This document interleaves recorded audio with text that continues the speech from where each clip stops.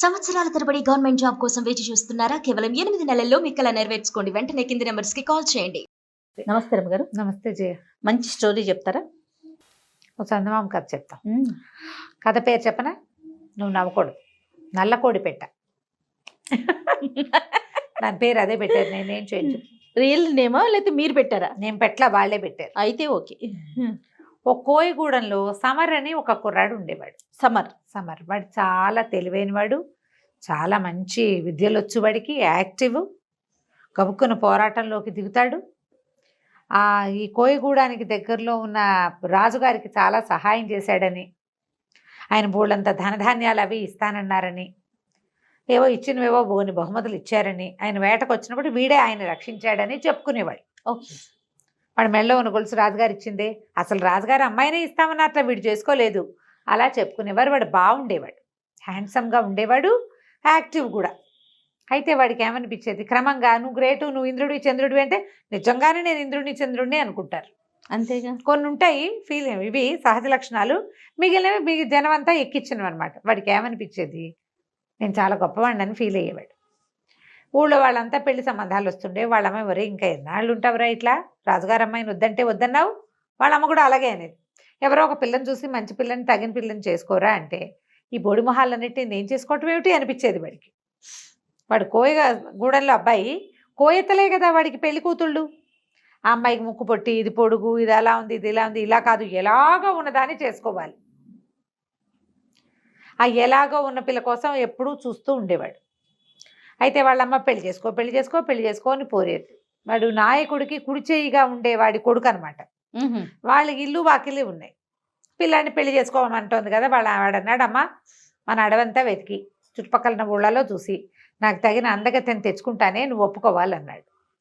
ఇంత వీరాది వీడైన కొడుకు అడిగితే ఎందుకు, ఏ తల్లి మాత్రం కాదంటుంది, సినిమాటిక్గా కాదనరు కదా. సరే ఆవిడ తెచ్చుకోమని.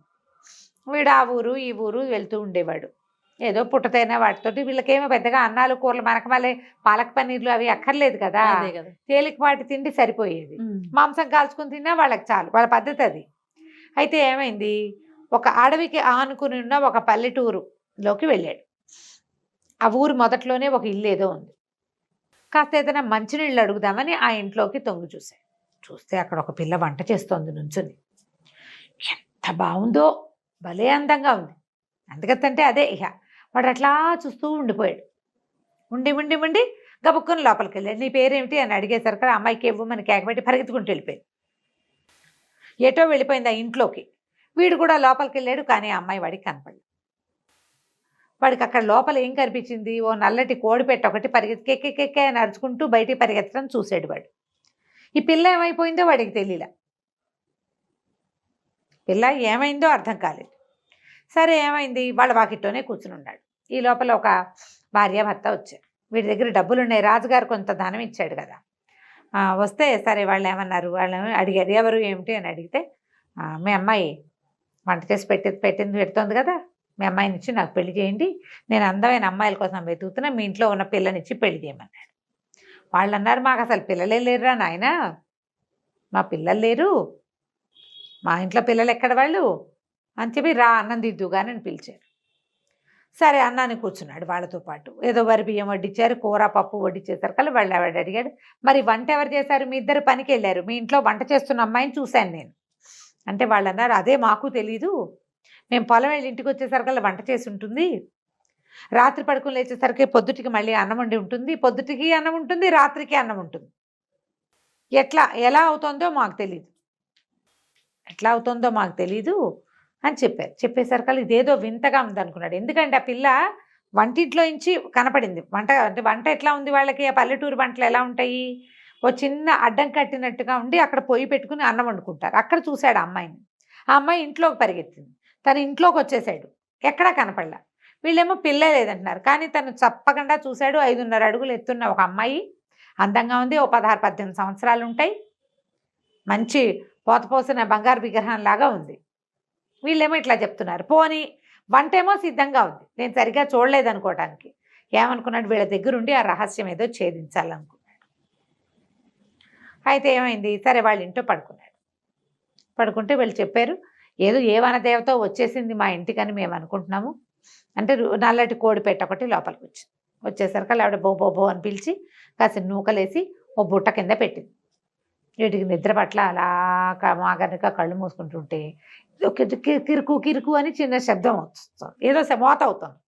ఏమిట్రా అని వీడు చూస్తే ఆ కోళ్ళ బుట్ట ఉంది కదా, ఆ బుట్ట ఇట్ట పైకి లేస్తాం. ఆ బుట్ట కింద నుంచి నల్లకోడి పెట్ట బయటకు వచ్చింది.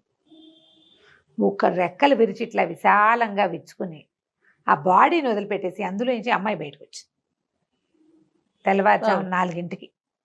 విడాన్ చూస్తూనే ఉన్నాడు. అది చకచక బాకిలు ఉడిచేసింది, దొడ్డి ఇల్లు అన్ని ఊడిచి పారేసింది, చెక్కమని పొయ్యి వెలిగిచ్చేసింది, అన్నం పెట్టేసింది, దాని మీద కూర ఏదో తరిగి వేయించేసింది, అన్నీ అక్కడ పెట్టింది. వీళ్ళు నిద్రలో ఇచ్చేసరికల్లా మళ్ళీ కోడి లాగా వచ్చేసి ఆ బుట్టలోకి వెళ్ళిపోయింది.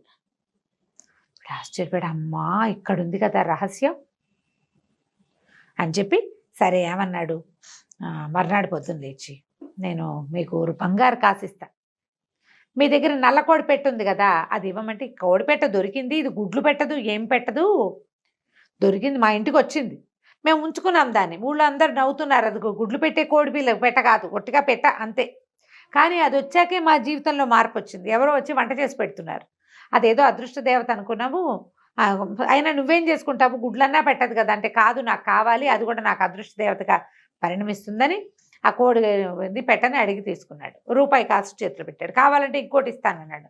ఆ రూపాయి కాసుతోటి వాళ్ళ సంవత్సరం బతకచ్చు, అదే ఏమంటారు బంగారు కాసుతోటి, రాజుగారు ఇచ్చిన కాసులు. అక్కడి నుంచి కోడి పెట్టని సంకలో పెట్టుకున్నాడు, వాళ్ళకి డబ్బులు ఇచ్చేశాడు. ఇక తన ఇంటి వైపుకి ప్రయాణం చేశాడు. ఇంటికి తీసుకొచ్చాక దారిలో, ఇంటికి వచ్చే దారిలో మధ్యలో ఏం చేశాడు, దానికి కాలికి తాడు కట్టి చెట్టు కట్టేశాడు, పక్కన పడుకున్నాడు. తెల్లవారుజాము అయ్యేసరికల్లా ఆ కోడి పెట్టల నుంచి అమ్మాయి బయటకు రాగానే గట్టిగా కావలిచ్చేసుకున్నాడు అమ్మాయి. నువ్వెవరు ఏమిటి అని అడిగితే, నేను కూడా ఒక కోయి పిల్లని, మా గూడెంలో ఒక మంత్రగాడు ఉన్నాడు, వాడు నన్ను పెళ్లి చేసుకోవాలనుకున్నాడు, నేను చచ్చినా ఒప్పుకోలేదు వాడిని పెళ్లి చేసుకోవడానికి, ఆ మంత్రగాడు నన్ను ఇట్లా కోడిగా మార్చేశాడు, శాపం నేను మిట్ట మధ్యాహ్నము తెల్లవారుజామున మాత్రమే కోడిగా ఉంటా, అదే మనిషిగా ఉంటా, మిగిలిన అన్ని సమయాల్లోనూ నల్లకోడి పెట్టగానే ఉంటాను, నన్ను ఎవరైనా తరుక్కుని తినేస్తారని ఈ ముసలి వాళ్ళు వీళ్ళు నాన్ వెజ్ తినరు, అందుకని వీళ్ళ దగ్గర ఉన్నాను అని చెప్పింది. చెప్తే ఏమన్నాడు, నేను నిన్ను పెళ్లి చేసుకుంటాను అంటే, ఏం పెళ్లి చేసుకుంటావు, నన్ను కోడి రూపంలో ఎవడైనా పెళ్లి చేసుకుంటేనే ఇది కుదురుతుంది, నేను మామూలు నా శాప విమోచనం అయిపోతుంది అంటే, కోడిని పెళ్లి చేసుకుంటా అంటే ఎవడు ఒప్పుకుంటాడు. వీడేం చేశాడు, ఆ కోడి పెట్టని ఇంటికి తీసుకెళ్ళాడు.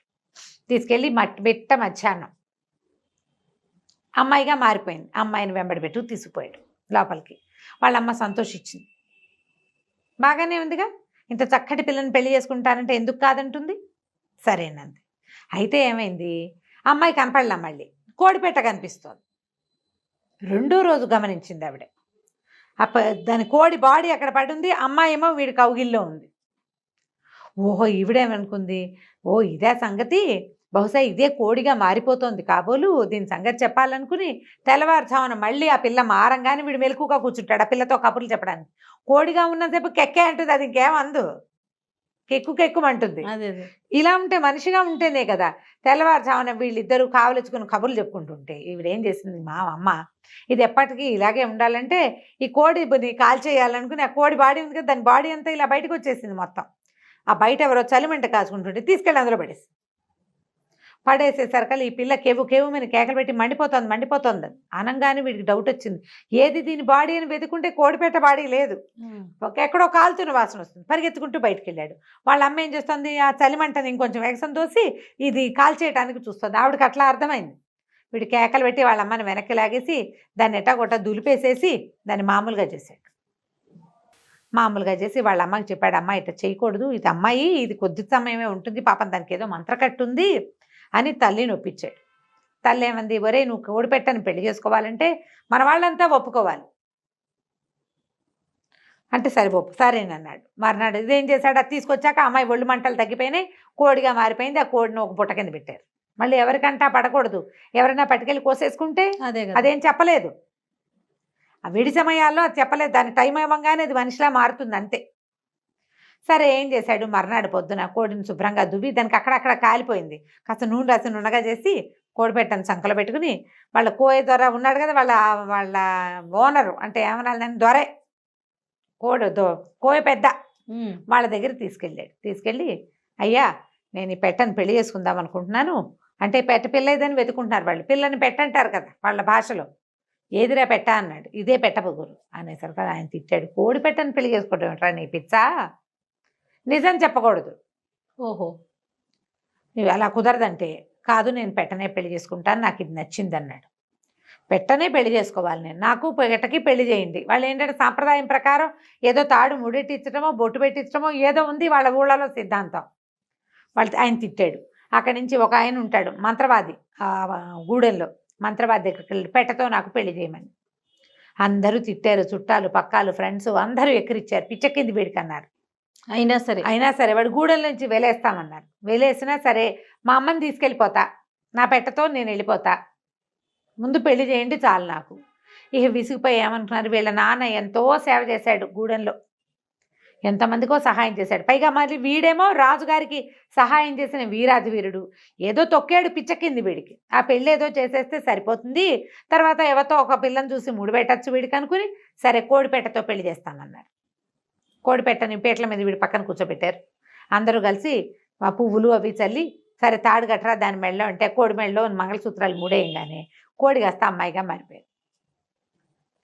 నల్ల కోడి పెట్ట అమ్మాయి అయిపోయింది. అందరూ ఆశ్చర్యపోయారు, ఇదేమిట్రా ఈ పిల్ల ఎవర్రా ఏమిట్రా అంటే అప్పుడు ఆ పిల్ల చెప్పింది అనమాట, ఇక్కడి నుంచి ఒక 4 ఆమడల దూరంలో ఉన్న ఒక కోయిగూడెం దొరగారి కూతురు పిల్ల.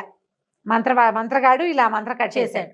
అక్కడి నుంచి కబురు చేశారు, మీ పిల్ల కోడిపిల్ల మనిషి పిల్లగా మారిపోయింది, మా ఫలానా వాడితో పెళ్ళయింది సమర్తోటి. ఆ సమర్ కూడా ఎలాంటి వాడంటే వీరాది వీరుడు. అదే కదా, ఆ పెట్టగానే పెళ్లి చేసుకుంటే పెట్టగాస్త పెళ్ళయింది అని కబురు చేస్తే ఆ గూడెం పెద్దొచ్చి ఎంతో సంతోషించి బొళ్ళని కానుకలు ఇచ్చి కూతుర్ని అల్లుండి ఊరేగింపుగా తన ఇంటికి తీసుకుపోయాడు. వాడు ఆ గూడానికి రాజు అయిపోయాడు నల్లకోడి పెట్ట వల్ల కదా. కంచికి మనం ఇంటికి.